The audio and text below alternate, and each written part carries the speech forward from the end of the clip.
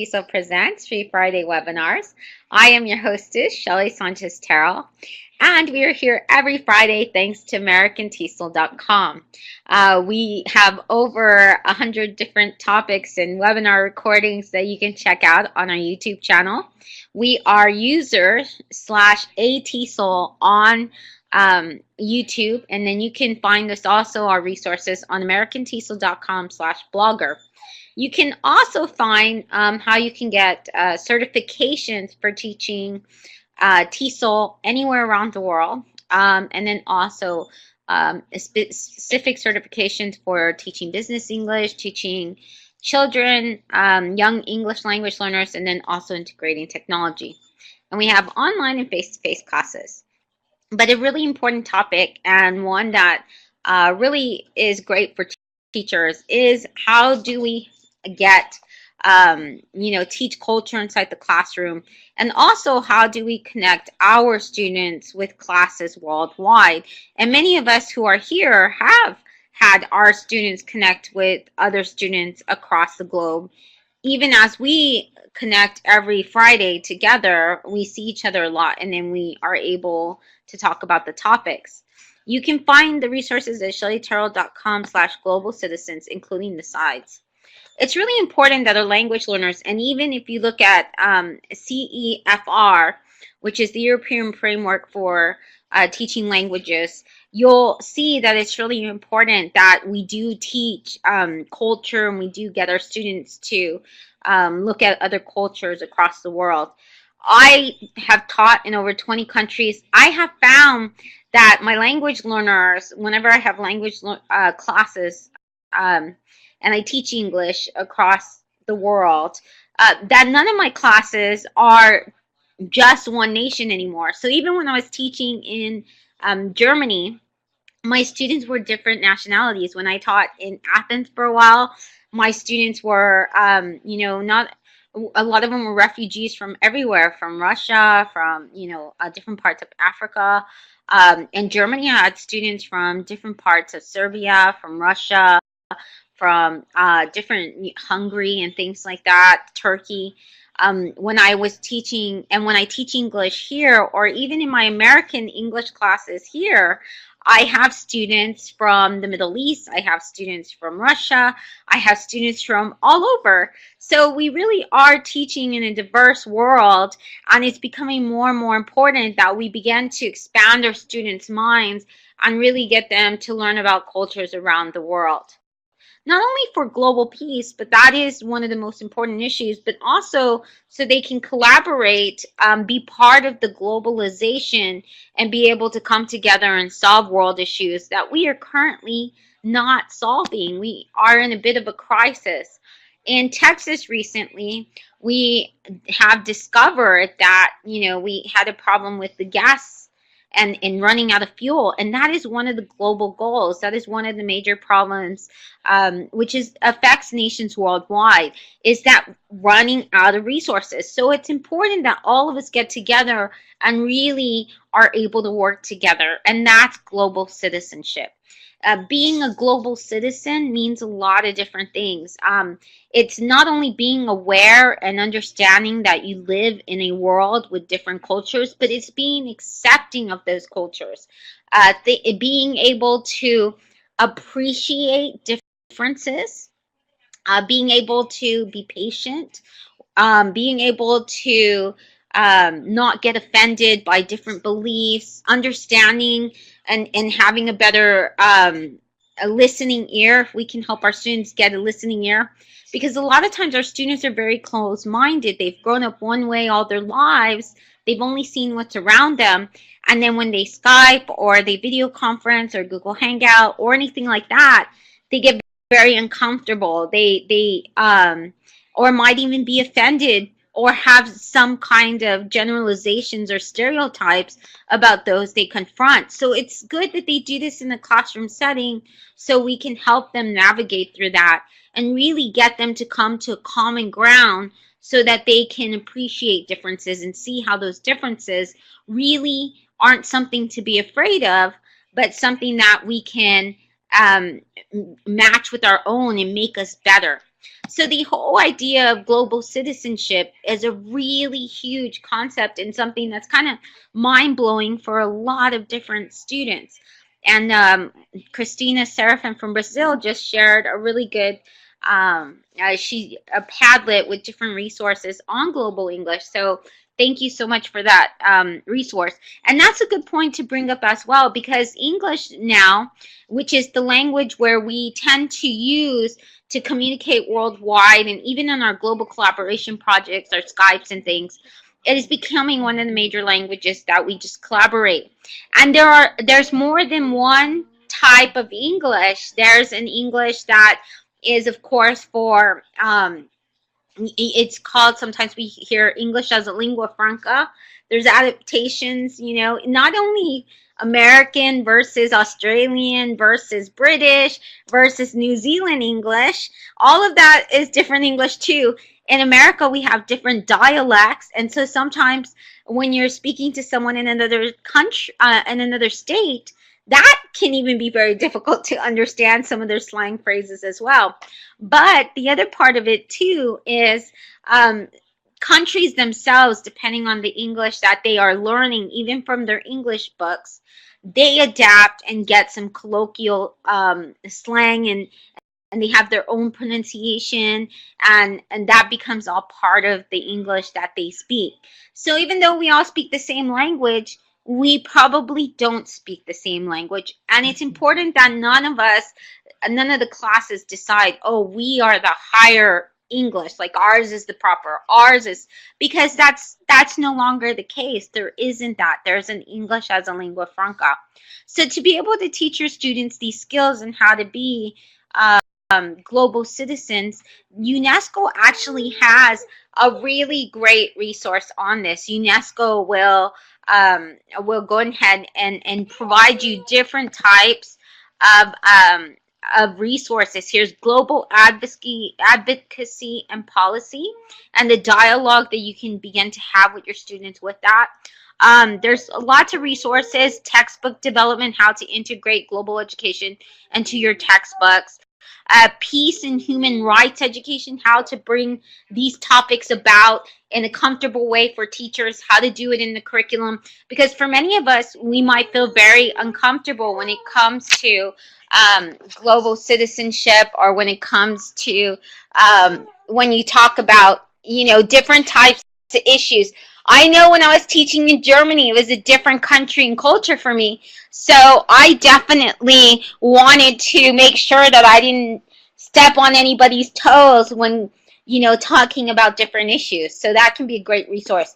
But one of my favorite resources is actually the world's largest lesson.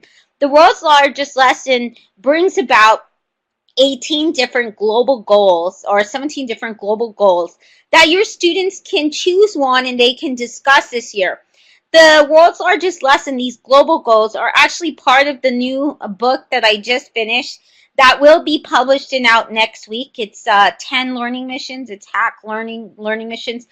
And one of the missions that Antipi Haro, we used a little example from her, is to have a global forum, to have a global virtual conference or meeting with another school in another country, and to discuss one of these global goals, to talk about, you know, collaborate and think of ways to either, you know, end poverty, hunger, for good wealth and well-being across the world, quality education for everyone. So any of these global goals, how to be able to go there, you know, discuss and collaborate with your students and see what kind of solutions they can find even now. So before we start any Skype or Hangouts or Peer-ins or any of this with other classes or projects, you may want to see how to find a global partner. That's often the question that I get. One of the best resources for finding a global partner is epals.com. That's been one of the oldest sources. So there's a lot of new places where you can connect with students worldwide and teachers, but ePals has been there for a very long time. They have a really great network, and they've built up a lot of database of classes and projects as well. So you can even get ideas about this as well. One of the newest ones that I've discovered is Skolinks.com. So Skolinks has claims it has almost 4,000 different partners, school partners from over 100 countries that's currently subscribed. Of course, all of these are free. You can join in different languages as well. You do have to sign up for this just as well with ePals. So that's another good source.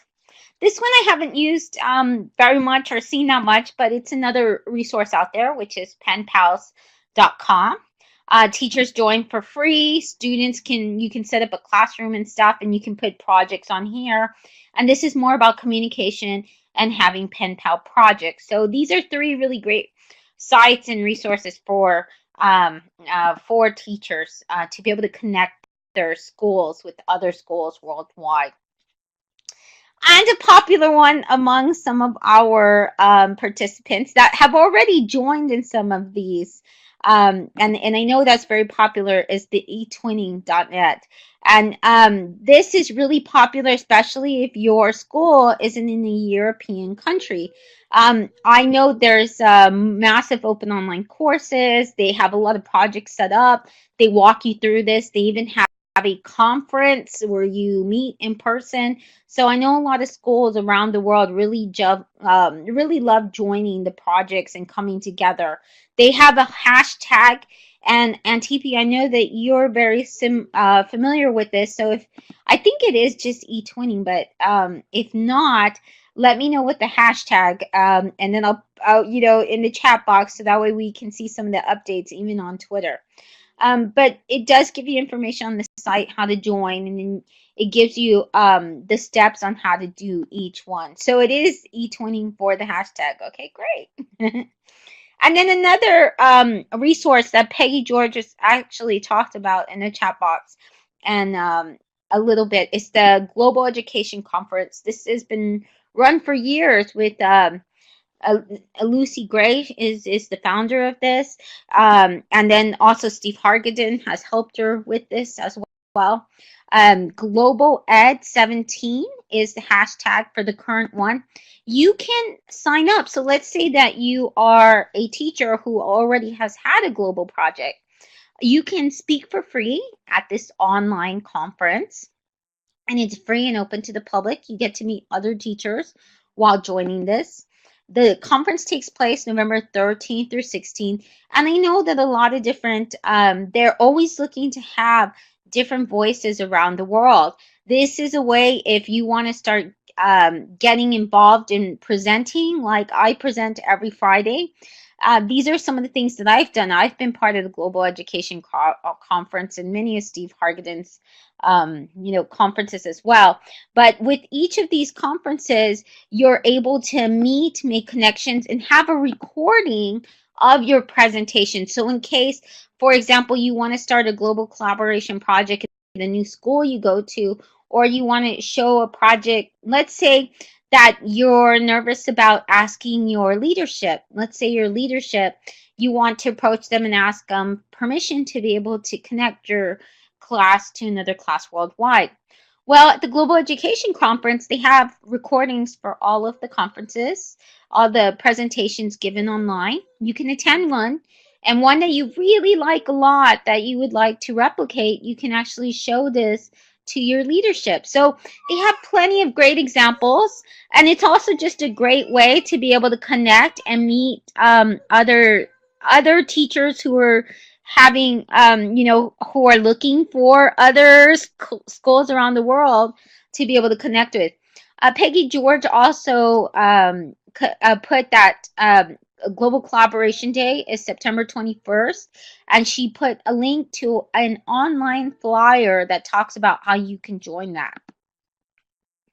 Another valuable resource is quadblogging.net. So some schools, they like to get together and they do the pen pal where you write each other back and forth, but they do it through blogging.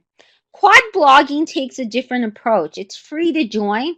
You do it right now. You actually would register for free right now. This is with @Deputy Mitchell, who's been running this for years. He has like a TEDx talk about it. You can follow him on Twitter at Deputy Mitchell.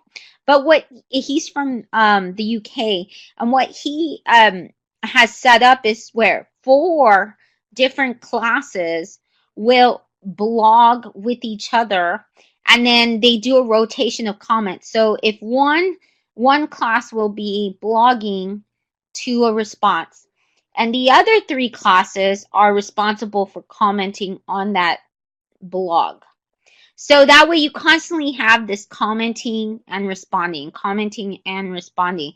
And this is actually really great idea, because what happens is that more students reflect, and they also seem to write more if they know there's an audience. And if they see that they get lots of comments, well, that's a really motivational way to get them motivated and energized to want to blog. Especially if they really if you don't grade it, which a lot of teachers don't grade. Blogging is kind of something extra, but if you always have comments coming in, then your students tend to want to keep blogging. One of the resources, so they are not up for 2017. They were for 2016. They go on and off depending who the leadership is, and if they can get someone to lead it. This is the Global Classroom Project. But even though they do not have a current cycle, the Global Classroom Project, they have plenty of resources and ideas for starting a global classroom project. They have many different types of information presented to peers and to students. So if you're looking to set up your own global classroom project and you're asking yourself, okay, what kind of project can I do? I teach writing, I teach to 5th graders, or I teach to, adolescents, 12-year-olds. What kind of project can I have? I know a project, I know somebody else, I met somebody inside, the Free Friday webinar. We want to connect our classes. We just don't know what project and how. What are the resources? So the Global Classroom Project has examples, and they have a lot of literature on all of this. So it's full of examples and full of materials, so that way you don't have to reinvent the wheel. You can use a lot of the materials and ideas from there and start your own global project. Probably the easiest way for teachers and to connect their classes is through video conferencing. And there's a lot of great tools to be able to help you with video conferencing. You can see me there. I'm video conferencing with students from Romania. And they're actually 3rd graders from Romania. And I've done this with a lot of different teachers and students from around the world. In fact, we just did it today, my class in Texas, in San Antonio, Texas, with Nick Sasonis, who is our guest expert today. And we video conference with him, and he's in California. So we were able to do this with video conferencing.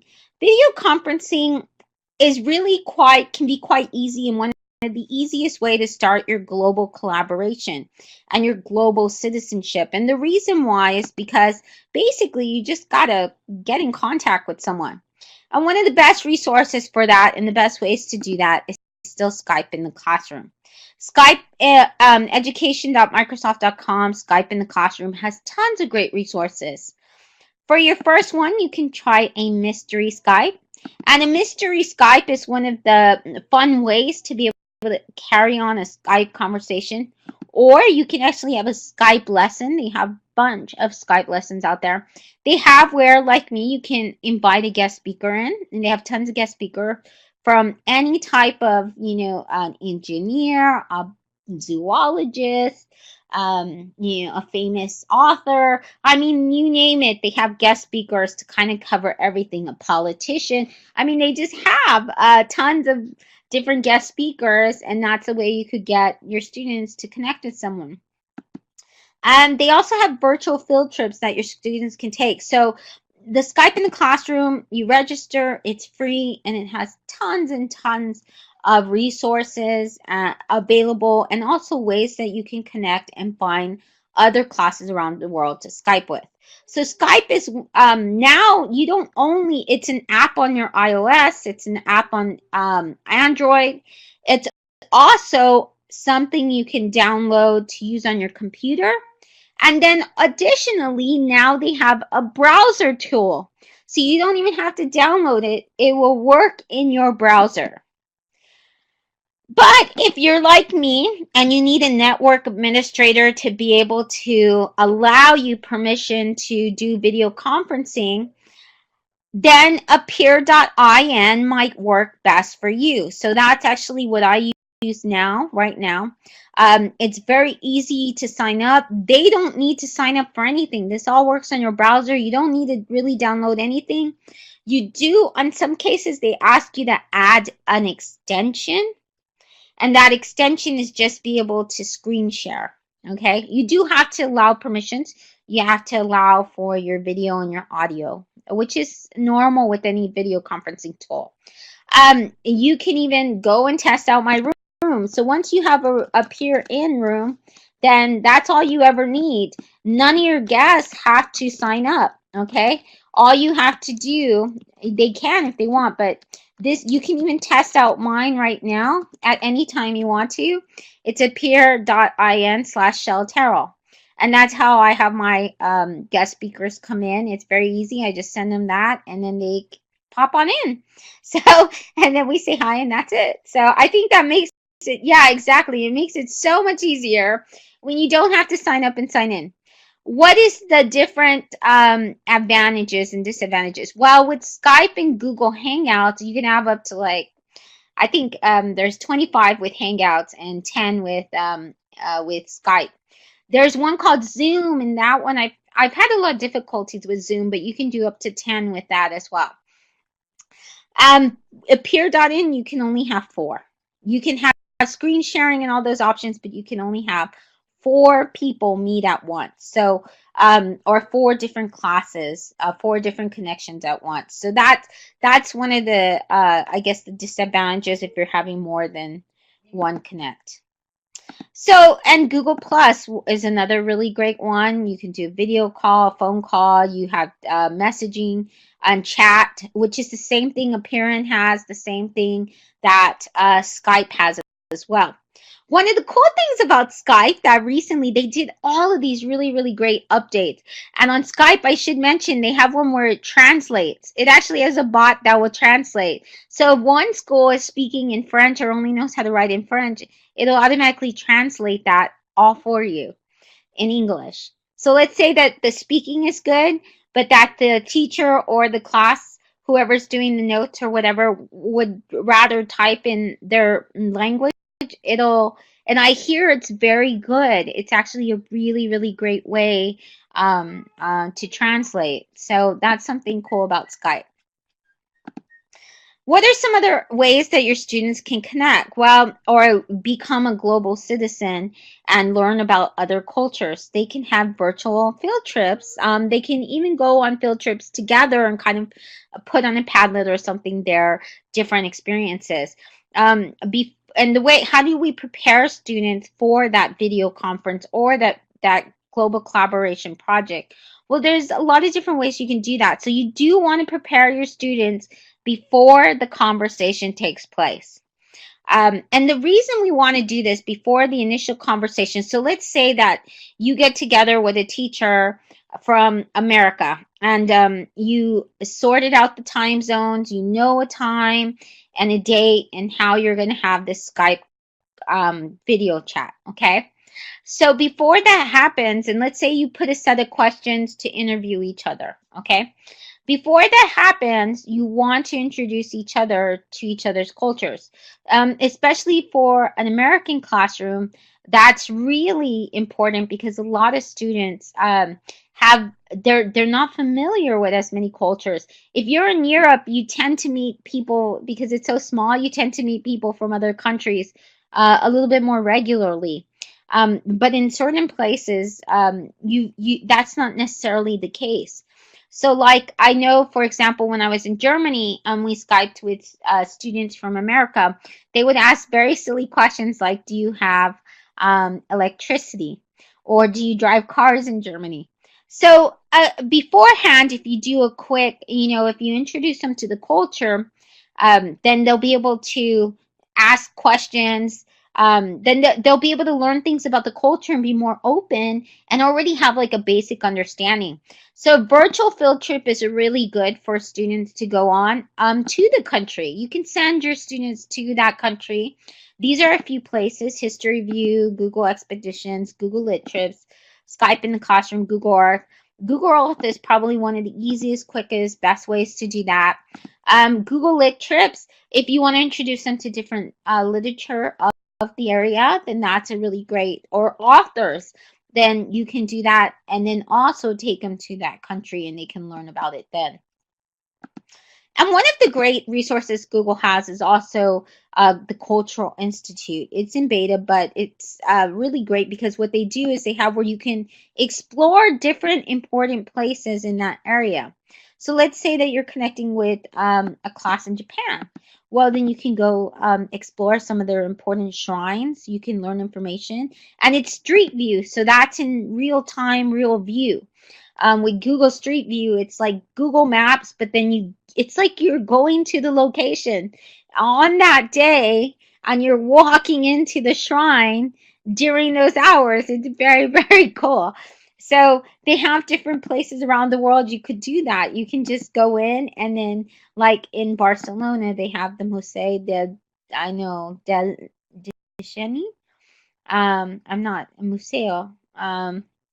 I don't know how to say that in Spanish. That's very different, but and then you can go and you can explore it. So they have plenty of places like that, as if you're a person seeing all around you. It's almost like virtual reality in a way, but it's through your computer. So that's something really cool and a great way. So your students can say, yes, we actually visited the zoo. I mean, how cool would that be that you did a video conference and then your students could say, we visited the zoo in your area, or we visited this museum and this is what we saw. And then your students have that common connection. The great part, and then also some things to be aware of. Be aware of international communication differences, non-verbal. So there are things that are a sign of respect and a sign of disrespect in different countries. So, for example, if you wanted to give a virtual high five in Greece, I learned that actually putting your hand up in Greece with all five fingers, and you can tell me on TV if this is true or not still, is offensive. So you don't really want to do that or ask for a high five. So just knowing different things like that. Learning about the culture, what are things that might be considered offensive to that country, then that's something to try and know ahead of time. If someone speaks really loud, sometimes as Americans, in an American classroom, you might have to let them know to slow down. A lot of times I've had students tell me that, you speak too fast, I need you to slow down, and that's okay. So getting making each other aware of the cultural differences and the ways of communicating is really important. And also, whether you are a country that uses a lot of gestures when you speak. I know in Italy, I think even in Brazil, there's a lot of nonverbal that goes to support when you are speaking. So that's some things to consider when you are having that conversation, because students who aren't used to so many hand gestures or excitement and expression might laugh, or they might they might think it's very odd for them. So it's really important that they are familiar with those cultural differences before they have the conversation. There's a lot of resources on multiculturalism. If you look at my poetries, there's also a webinar we did with a lot of these resources shown when we talked about cultural diverse teaching, CDT. Time zones, that can be very difficult. I recommend timeanddate.com. There's also Doodle. And then those two are really good. World Buddy Clock, all of those. Time and Date is my favorite, and I think it's really great way to figure out, you can look at the same time and see, when's a good time for both of you to meet and schedule that way. Um, there's a lot of places you can find on Twitter different teachers to connect with about global education, global citizenship in general. These are the hashtags that are full of resources, information daily. So if you're on Twitter, look up Global Ed, ISTE, the Global PLN, the Global Classroom, Language Chat, and even ELT Chat. And you'll be able to find teachers. You'll be able to see them talk about their global collaboration projects, and some will even use those hashtags to ask to connect with other teachers worldwide.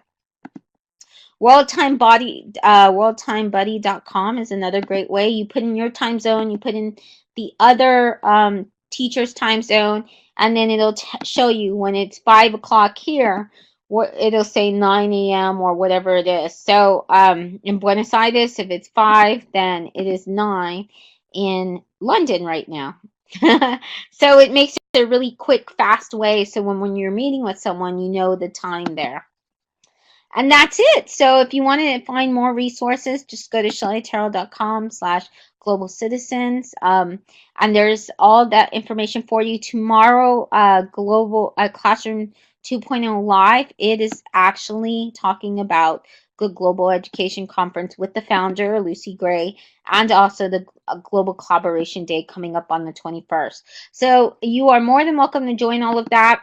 You may also want to join. I thought Bunsey Buddies had already passed, but actually Bunsey still has their global collaboration project that you can still join. If you go to bunsey.com, they actually have it advertised on the top, and that's free to join. You create different bunsies that actually show you a lot of different things. I'll go ahead and give you the link so you can see about signing up with Bunsey Buddies as well. Okay, so thank you all so much for attending today. And if you have any information or you want to connect with someone here, you may post your project in the chat box and let us know what it is your different, what kind of connection are you looking for, what kind of, if it's going to be a blog, is it going to be a writing project, and what kind of students that you need, and we can get you connected even here. Okay, so thank you all so much, and we will see you next week. I think next week we're going to talk about add-ons for that are on Google Docs and Google Spreadsheets and Google Drive.